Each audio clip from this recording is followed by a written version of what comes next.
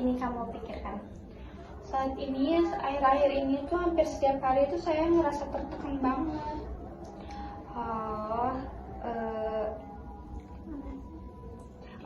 Jadi kamu itu merasakan tertekan gitu ya hampir setiap hari di akhir-akhir ini, dan itu kayaknya cukup intens juga.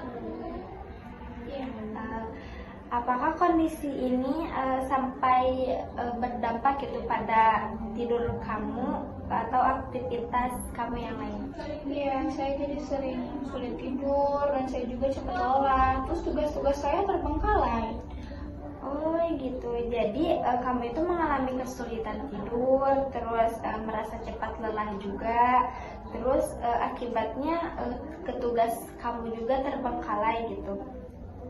Artinya kondisi ini sudah sangat berpengaruh juga ya ke kehidupan nyata kamu gitu.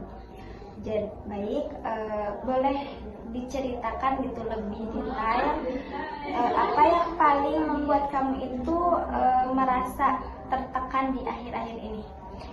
Saya merasa tugas kuliah itu terlalu banyak dan saya takut kalau saya nggak bisa memenuhi ekspektasi orang tua. Mereka berharap saya cepat lulus dan nilai bagus. Kadang saya takut gagal, saya juga malah menunda ngerjain tugas.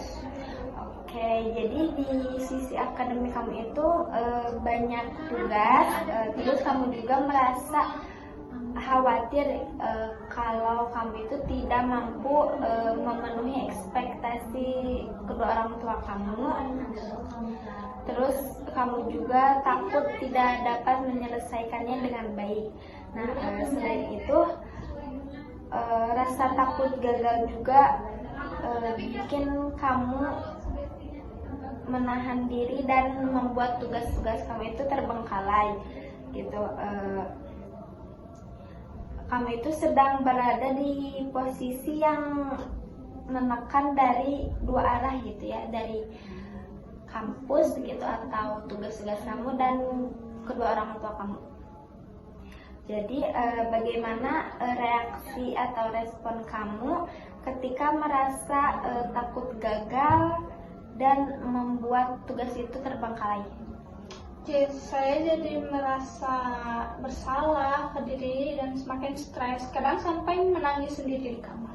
Oh, jadi ketika ketakutan itu datang dan kamu itu menunda-nunda tugas kamu itu merasa bersalah gitu ya. Terus stres juga semakin meningkat, terus muncul juga reaksi emosional gitu seperti kadang menangis gitu atau merenung gitu.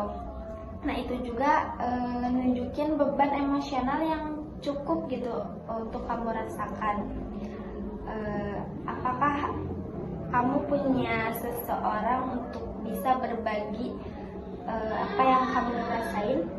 Tidak, saya selalu menyimpannya sendiri. Oke, jadi selama ini kamu itu lebih memilih memendam perasaan itu sendiri dan tidak banyak menceritakan kepada orang lain gitu, sehingga beban itu terasa sendirian dan itu pasti sangat melelahkan untuk pikiran kamu. Dari apa yang sudah kamu jelaskan, kelihatannya itu kamu sedang berjuang keras ya menghadapi tuntunan akademik, sama ekspektasi keluarga juga, sama perasaan kamu yang takut gagal, yang membuat aktivitas sama emosi kamu itu mengganggu.